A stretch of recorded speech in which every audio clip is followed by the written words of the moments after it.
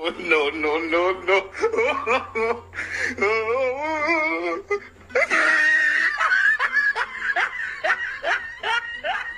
No, no, no, no.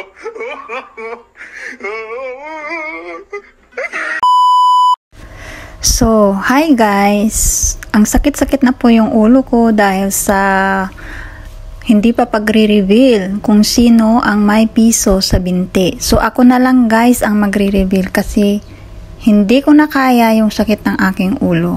So, guys, tara tingnan natin kung sino ang may mga piso sa binti. Let's go!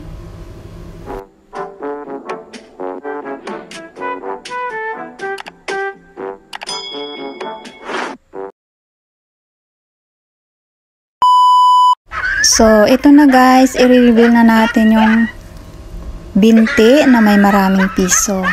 So, dyan lang kayo guys. Huwag kayong kukurap. Ayan na guys. Ayan na. Ang binti na maraming piso. O ha? Tingnan mo, ang daming piso guys oh. O, iba-ibang piso yan.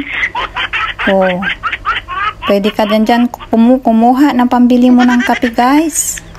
Mamimili ka lang dyan. May 10 dyan, may piso, may 5, may golden pera pa nga. O yan guys. Kasi nga guys, nagdadaho kayo nang hindi nyo naman sinasabi ang kasagutan. So ayan guys, ako na mismo ang sasagot ng inyong mga daho.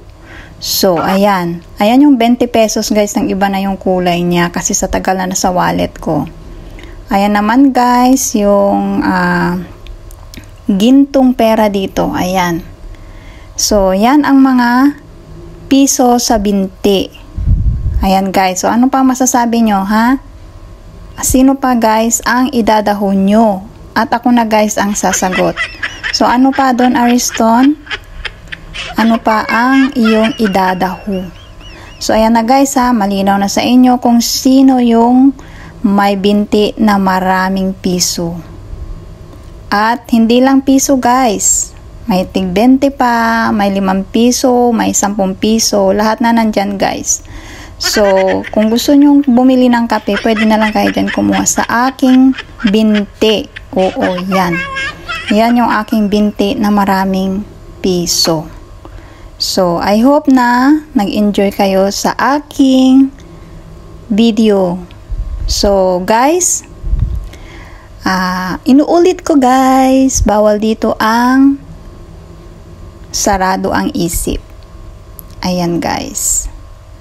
So, I hope you enjoy watching. Hanggang dito na lang guys ang aking piso sa binti. Bye-bye. See you next video guys. Ano pang idadahom? Don Ariston. Sige na at ako na ang sasagot ng idadaho mo. Kasi guys, marami na guys ang sumasakit ang isip. Nagkakaroon na nasiraan na ng isip. Kakaisip kung sino ang sagot sa mga daho ni Don Ariston.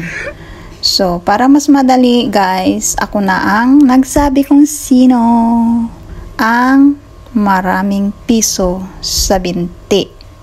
Ayan ang aking binti. Hindi siya guys kahabaan, pero maraming piso sa binti. O ayan, pulot ka na lang guys. Anin dyan ang gusto mo? O diba? O diba? Ayan. Nakita nyo na ang ebidensya. Yung may piso sa binti. So, yan lang guys. Bye-bye!